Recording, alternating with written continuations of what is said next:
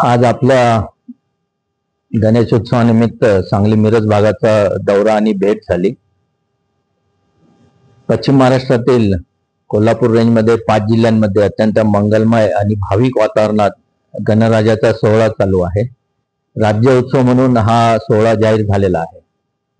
सगळ्या भाविकांना चांगल्या प्रकारे मंगलमय वातावरणात सुरक्षित वातावरण मिळावे यासाठी आमच्या 5 जिल्ह्यातील पोलीस अधीक्षक आणि त्यांच्या चमूंनी अहोरात्र मेहनत केलेली आहे.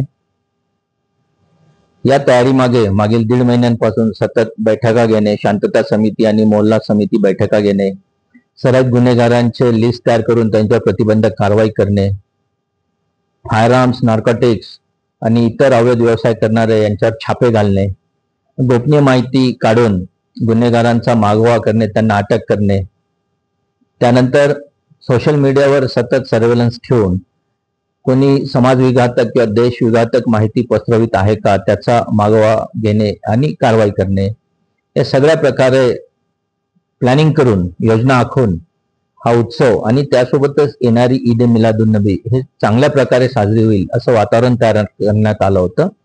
आणि त्यामुळे नक्कीच गणराजाच्या स्थापनेपासून आजपर्यंत हा उत्सव चांगल्या प्रकारे शांततामय व बंधुभावाच्या वातावरणात सुरू आहे. वेगवेगळे आंदोलन या दरम्यान होत आहेत, परंतु ते हाताळण्यासोबतच आमच्या 5 जिल्ह्यांमध्ये मी आपल्याला सांगू इच्छितो की जवळपास 27,000 मोठे गणपती आहेत सार्वजनिक मंडळांचे. ही खूप मोठी संख्या महाराष्ट्रामध्ये. म्हणजे आमच्या 5 जिल्ह्यांमध्ये कोल्हापूर, सातारा, सांगली, पुणे ग्रामीण आणि सोलापूर ग्रामीण यामध्ये सरासरी 5,500 गणपती आहेत प्रत्येक जिल्ह्यांमध्ये. आणि त्यासाठी मग खूप मोठं मनुष्यबळ वापरावं लागतं. यासाठी आम्हाला मुख्यालयाकडून, पोलीस मुख्यालयाकडून SRPFच्या कंपनीज प्रत्येक जिल्ह्याला पुरवण्यात आलेल्या आहेत. होमगार्ड्स आवश्यक प्रमाणात पुरवण्यात आलेले आहेत. त्यामुळे स्थानिक जिल्हा पोलीस दल आणि त्याच्यासोबत सशस्त्र पोलीस दल आणि होमगार्ड अशा प्रकारे बंदोबस्ताची आखणी आहे. सोबतच महामार्गाने वाहतूक पोलीस सुद्धा आहेत. जिथे जिथे देखावे आहेत, जिथे मिरवणुका आहेत, त्या मिरवणूक मार्गावर आमच्या पोलीस अधीक्षक आणि त्यांच्या सर्व अधिकाऱ्यांनी पायदळ पाहणी केलेली आहे, पेट्रोलिंग केलेले आहे. ही पायदळ पाहणी 2 वेळा व्हावी अशी अपेक्षित आहे. आणि पहिली पाहणी झालेली आहे आणि विसर्जनाच्या पूर्वी दुसरी पाहणी होईल.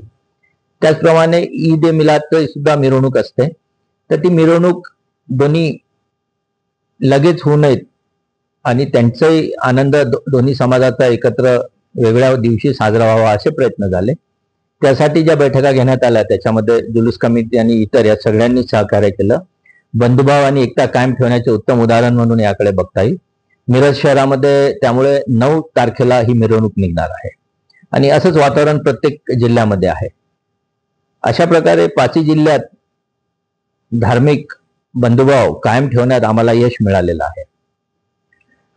सगळ्या मंडळांच्या आम्ही बैठका घेतलेल्या आहेत आमच्या अधिकाऱ्यांनी स्थानिक स्तरावर. यामध्ये पर्यावरणपूरक, डॉल्बी मुक्त म्हणजे ध्वनी प्रदूषण मुक्त आणि एक गाव एक गणपती या प्रकारच्या काही तत्वांना पाठिंबा देण्यात आलेला आहे. राज्य सरकारचा एक उपक्रम आहे, स्पर्धा घेण्यात येतात, त्यामध्ये गणेश मंडळांनी भाग घ्यावा. म्हणजे जे काही सामाजिक आणि राष्ट्रीय एकात्मतेचे संदेश आहेत ते समाजापर्यंत पोहोचतील यासाठी आम्ही गणेश मंडळांना प्रोत्साहन दिलेलं आहे. एक गाव एक गणपती या संकल्पनेलाही चांगला प्रतिसाद मिळालेला आहे. स्थापनेच्या दिवशी ज्या मंडळांनी अतिरिक्त वापर केला साऊंड सिस्टीमचा आणि ध्वनी प्रदूषण केले अशा काही प्रकरणांमध्ये खटले दाखल करण्यात आलेले आहेत. साऊंड पोल्युशन मीटर, डेसिबल मीटरद्वारे रेकॉर्डिंग करण्यात आलेलं आहे. त्यांच्यावर कारवाई झालेली आहे. काही जणांनी अनुचित पोस्टर्स पब्लिश केले होते, त्यांच्यावरही कोल्हापूर येथे कारवाई झालेली आहे. त्याच्यानंतर हे जितके मोठे गणेश मंडळ आहेत, मी आपल्याला सांगितलं 27,000, तर प्रत्येक गणेश मंडळामागे एक पोलीस अंमलदार समन्वयक म्हणून नेमण्यात आलेला आहे.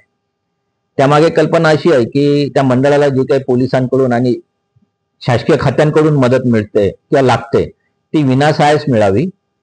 त्यासोबतच शासनाचे आणि पोलीस खात्याचे जे निर्देश आहेत, या उत्सव संबंधीचे जे नियम आहेत, त्याचे मंडळाचे पदाधिकारी कार्यकर्त्यांना जाणीव करून द्यावी.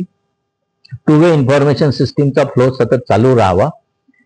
गणेश स्थापना आणि नंतर विसर्जन आणि दरम्यानचे 10 दिवस या दिवशी त्यांना ज्या काही परवानग्या लागतात त्यांना मिळण्यास आमच्याकडून मदत व्हावी. आणि आमचे जे निर्देश आहेत, कुठे काही अनुचित प्रकार चालू असतील, अवैध व्यवसाय चालू असतील, कोणी दारू पित असतील, कुठे पत्ते खेळत बसले असतील किंवा मग ध्वनी प्रदूषणाचे उल्लंघन होत असेल तर त्याच्यावर सुद्धा नजर राहावी आणि सगळा हा उत्सव विनासायास संकटमुक्त पद्धतीने पार पाडावा यासाठी आम्ही उपाययोजना केलेली आहे. तर अशा प्रकारे पूर्ण इंटिग्रेटेड प्लॅन आम्ही सिक्युरिटी आणि सेफ्टीचा सगळ्या नागरिकांसाठी तयार केला आहे, गणेश उत्सवासाठी तयार केलेला आहे, ईदसाठी तयार केलेला आहे आणि सोबतच इतर दैनंदिन काम आहे, गुन्हे प्रतिबंध आहे, गुन्हे दाखल करणे आहे, ते सुद्धा सुरू आहे. माझी विनंती आहे सगळ्या नागरिकांना की आपण सुद्धा यामध्ये सहभाग दर्शवावा, पोलीस खात्यात सहकार्य करावे आणि कुठेही अनुचित प्रकार घडून आल्याचे दिसल्यास त्वरित डायल 112 ला कॉल करावा. विशेषतः महिला वर्ग, मुली, सिनियर सिटीजन, ज्येष्ठ नागरिक आणि बालक यांची काळजी घेण्यासाठी सगळ्या पोलीस स्टेशन्सला कळविण्यात आलेलं आहे. विशेष पेट्रोलिंग, निर्भया पथक, साध्या वेशातील टेळणी पथक हे सगळं आम्ही तैनात केलेलं आहे. तर कुठेही काय अडचण आल्यास कृपया आपण स्थानिक पोलीस स्टेशन किंवा डायल 112 हे नंबर वापरू शकता.